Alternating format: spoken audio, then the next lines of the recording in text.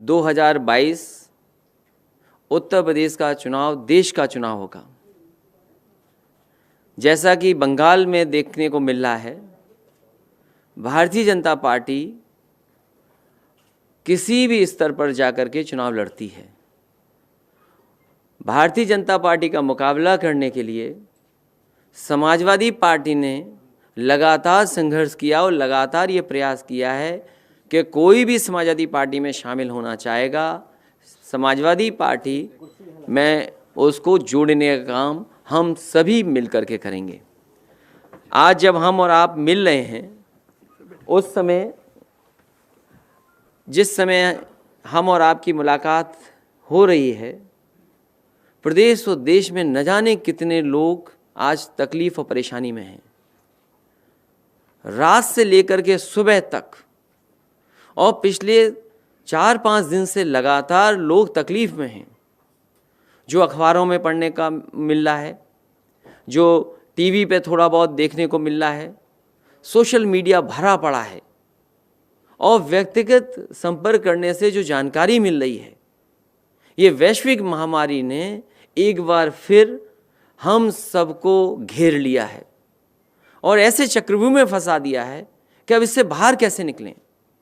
हम जब आप मिल रहे हैं, दुखद है कि बहुत सारे लोगों की जान गई है।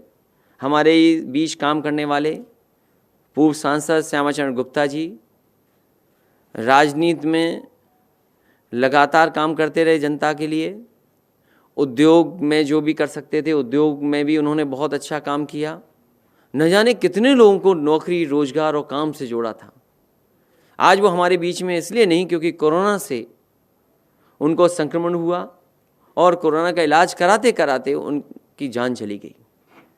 ऐसे बुरे दिन, ऐसे काले दिन, ऐसे तकलीफ भरे दिन हमने आपने कभी नहीं देखे होंगे। और जिस तरीके का संकट आ रहा है, जो गरीब है सबसे ज़्यादा तकलीफ में है। जो गरीब है उसको रोजी रोटी, रोजगार, गरीब को ये समझ में नहीं आ रहा कि हम रोजगार से आगे अपना जीवन यापन करें, कुछ काम काज कर लें या बीमारी से बच लें। और जिन्हें इंतज़ाम करना चाहिए था, वो स्टार प्रचारक बनकर के दूसरे प्रदेश में झूठ बोलने के लिए निकल पड़े हैं। उत्तर प्रदेश की हालात क्या है?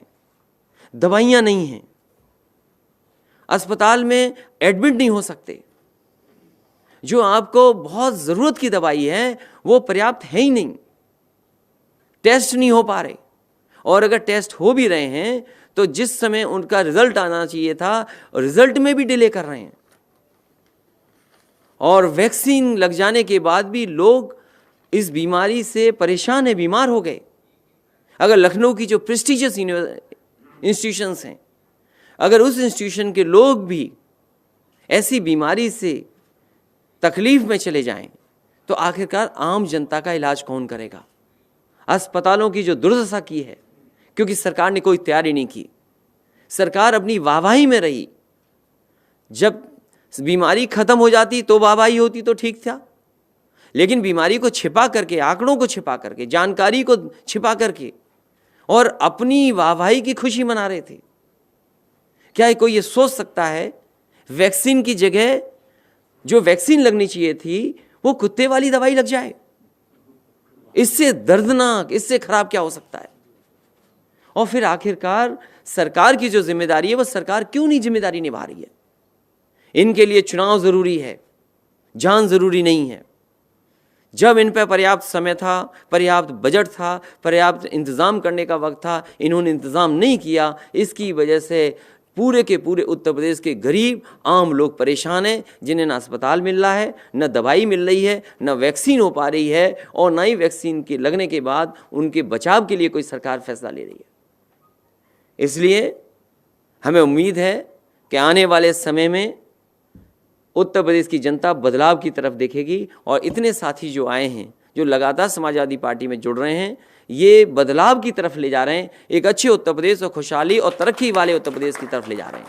मैं एक बार फिर एक एक नेता का, एक एक कार्यकर्ता का जो इनके साथ शामिल हो रहा है, मैं उनको बहुत बहुत बधाई, बहुत बहुत धन्यवाद देता हूँ।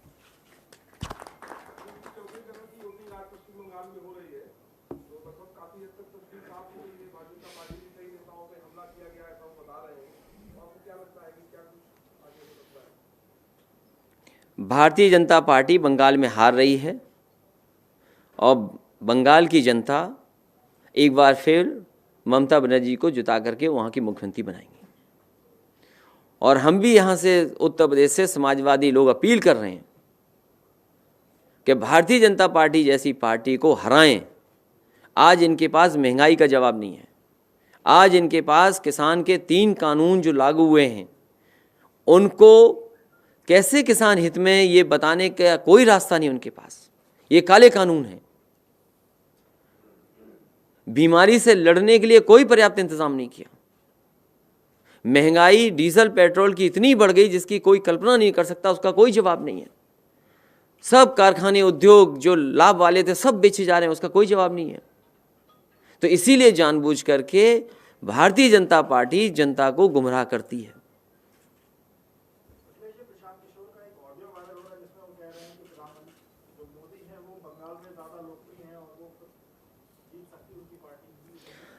जितना ममता बनर्जी जी लोकप्रिय हैं उतना कोई लोकप्रिय नहीं है बंगाल में। सरकार कोविड उत्सव मनाने जा रही है, टीकाकरण का 11 से लेके 14 अप्रैल। शहर भर में होर्डिंग लगी है। होर्डिंग की पंचलाइन ये जिसके ऊपर जेठवा फुले जी के जन्मदिन से लेकर डॉक्टर भीमराव अम्बेडकर के जन्मदिन तक ये उत्सव मनाया जाएगा। तो क्या टीका उत्सव पॉलिटिकल उत्सव या सियासी उत्सव सा नजर आ रहा है? क्या सरकार ये बताएगी कि शामली में उत्तर प्रदेश में वैक्सीन लगनी थी, उसमें आपने कौन सा इंजेक्शन लगा दिया? क्या सरकार ये बताएगी कि अपने टेक्निकल स्टाफ को इतनी तैयार किया था कि गरीब जनता को सही समय पर दवाई, सही समय पर सुझाव, सही समय पर इलाज दे देंगे?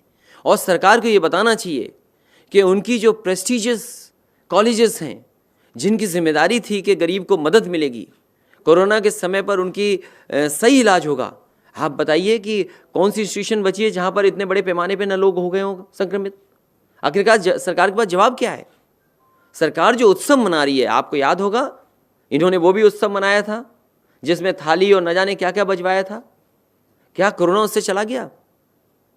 जो वैक्सीन की तैयारी करनी थी, जो अस्पतालों की तैयारी करनी थी, जो दवाई की तैयारी करनी थी, आज अगर ज़रूरतमंद को सबसे महत्वपूर्ण दवा चाहिए हो तो वो दवाई अवेलेबल नहीं है। अगर आज अस्पताल की ज़रूरत हो बेड की तो बेड नहीं है। क्या सड़कों पे नहीं मरीज पड़ा हुआ है? लाइन लंबी लंबी लगी हुई हैं। क्या इंतज़ाम किया सरकार ने? और तब जब उत्तर प्रदेश में और दिल्ली में सरकार एक ही पार्टी की है। और फिर किस बड़े पैमाने पर करप्शन हुआ है वो एक विषय अलग है। जो कोरोना के समय पर जो चीज़ ली गई, जो दवाइयाँ, जो इंस्ट्रूमेंट्स लिए गए, जो मेडिकल इक्विपमेंट्स लिए गए, क्या बड़े पैमाने पे बेईमानी नहीं हुई उसमें? क्या उत्सव मनाएंगे? ये उत्सव और प्रचार से ही सरकार चला रहे हैं। राष्ट्रीय अध्यक्ष जी लगातार विधायकों के साथ बदतमीजी के घटनाएं जो हैं वो सामने आ रही हैं। अभी एक पड़ोसी जिले प्रतापगढ़ से घटना आई है जहां विधायकों ने आरोप लगाया है कि पुलिस कप्तान ने उनको मारा है। इस संदर्भ में वो विषय नहीं है, विषय कोरोना बड़ा विषय है। आज लोगों की जान ज्यादा जा रही है।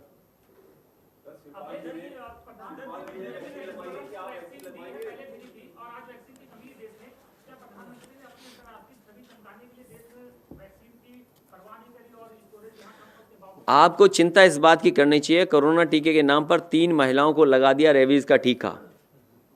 टीके कम पड़े, किसी इलाके में 2-3 दिन से टीके पहुंचे ही नहीं हैं। कोरोना टीके के नाम पर वो तो वही सेम न्यूज़ है। टीके के दोनों खुराक लेने के बाद भी यूपी में स्वास्थ्य विभाग के मुखिया हुए संक्रमित। 40 डॉक्टर एक जगह संक्रमित, 25 डॉक्टर एक जगह संक्रमित।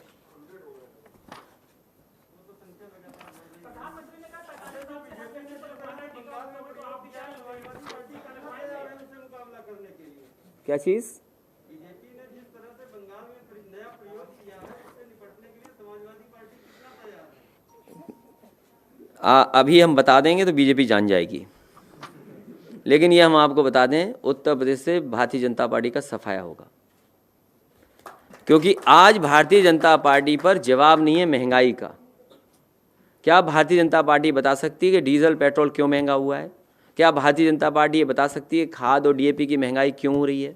क्या भारतीय जनता पार्टी ये बता सकती है कि मीटर ठोक करके और बिजली का बिल महंगा कर दिया?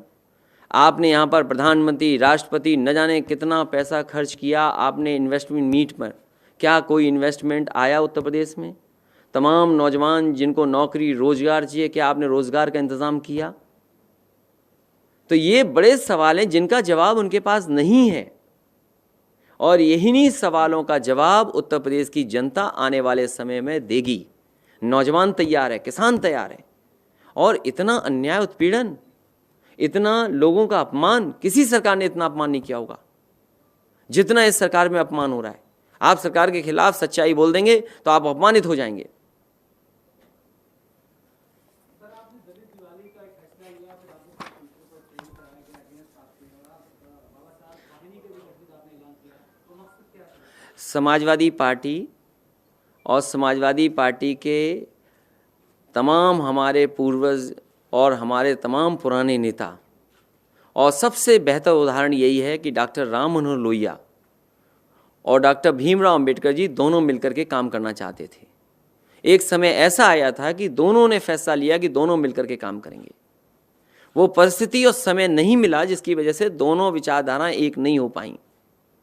मुझे खुशी इस बात की कि समाजवादी पार्टी पूरा संगठन आने वाले समय में दिवाली का आयोजन होगा, और नाम तो कुछ भी हो सकता है, नाम पे शिकायत हो सकती है, लेकिन नाम तो हम कहें कि बाबा साहब के नाम पर अंबेडकर दिवाली हो सकती है, हमारा समता दिवस के नाम से हो सकता है, हम नाम तो कोई भी कर सकते हैं। संविधान रक्षा दिवस हो सकता है, सामाजिक समता दिवस हो सकता है, बहुजन सम्मान दिवस हो सकता है, अंबेडकर दिवाली हो सकती है, संविधान दिवाली हो सकती है, स्वजन दिवाली हो सकती है। लेकिन जो ट्रेंड कराने वाले लोग थे वो बीजेपी कांग्रेस के लोग थे। एक एक हैंडल देखिए आप। समाजवादी पार्टी अगर बाबा भीमराव अंबेडकर जी के मानने वाले लोगों को, अनुयायियों को अगर गले लगा रही हैं, तो आखिरकार बीजेपी और कांग्रेस को क्या तकलीफ है? भारतीय जनता पार्टी और कांग्रेस के लोग बताएं कि उन्हें तकलीफ क्या है, और मुझे ये बताएं क्या 14 तारीख को बाबा भीमराव अंबेडकर जयंती के दिन वो दिया जलाएंगे कि नहीं जलाएंगे?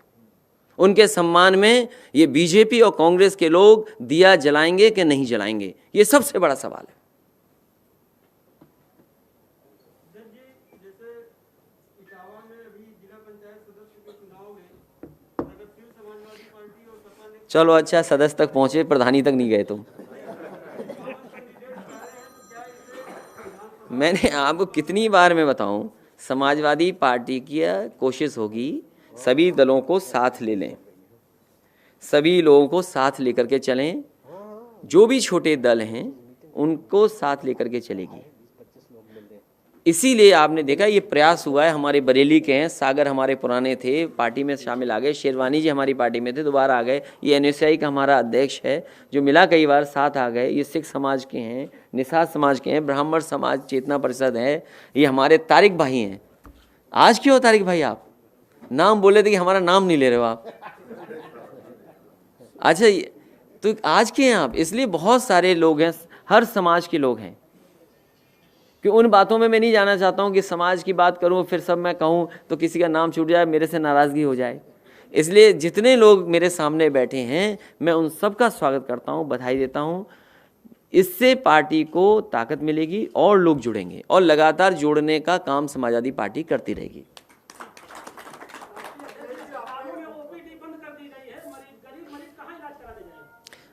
यही बात हम कह रहे हैं, इसीलिए उत्तर प्रदेश की जनता देख रही है कि स्टार प्रचारक हैं, उन्हें चिंता उत्तर प्रदेश की नहीं है। प्रधानी का चुनाव लड़ा रहे हैं बंगाल में जाकर के।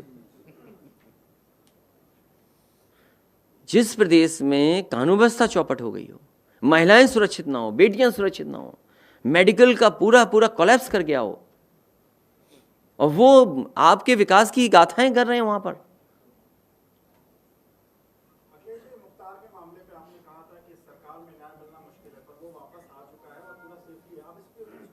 मुझे उम्मीद है कि न्यायालय से न्याय मिलेगा, और भारतीय जनता पार्टी सरकार से आप किसी को न्याय की उम्मीद नहीं कर सकते हैं आप। अभी हमारे एक साथी ने जो पीछे पूछा कि एक विधायक को कपड़े उतार करके जमीन पर लेटना पड़ गया। अब उसका पक्ष कुछ भी हो सकता है, लेकिन क्या इस सरकार में न्याय की उम्मीद कोई कर सकता है जब कोर्ट ये कहे कि एनएसए फर्जी लग रहा है, गलत तरीके से लगाया जा रहा है।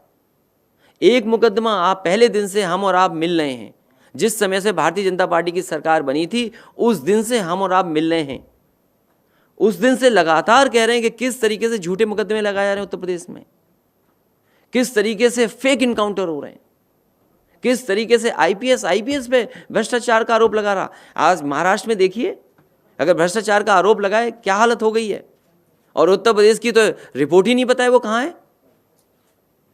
आईपीएस फर्जी बन के विधानसभा में टेंडर बांट रहे थे, आपको नहीं पता क्या? उत्तर प्रदेश की जनता ने देखा है कि किस तरीके से ये सरकार काम कर रही है।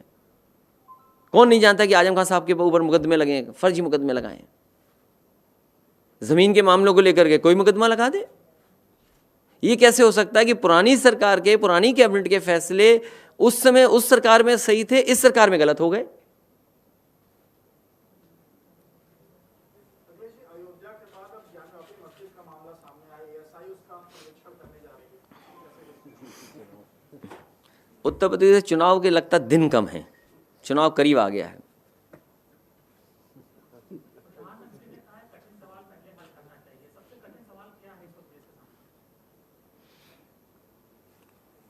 कठिन सवाल यही है कि भारतीय जनता पार्टी हटे यहाँ से।